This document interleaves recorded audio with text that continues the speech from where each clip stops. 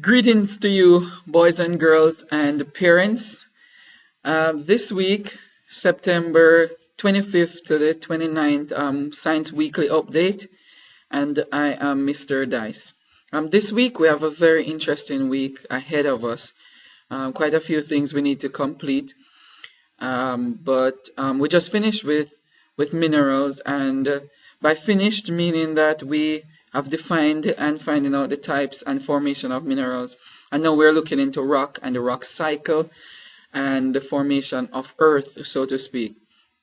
We're going to look at the different types of rocks and how they are formed, how they change over time, and moving into how we can describe or explain the formation of these rocks. And then we're going to do some special investigation on these. This is directly building on fourth grade concept. So if you have your fourth grade books on rocks, you might need to read over some of these content areas.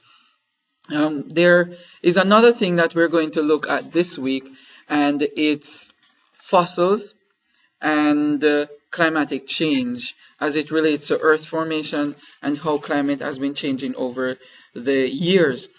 There are certain evidence that we're going to look at of climatic changes.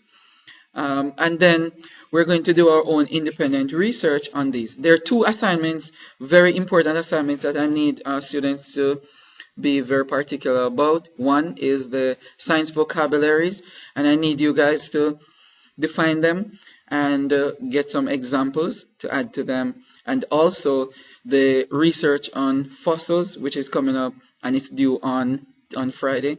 Fossils and the research on climate change evidence. So you're going to list some evidence of climatic change.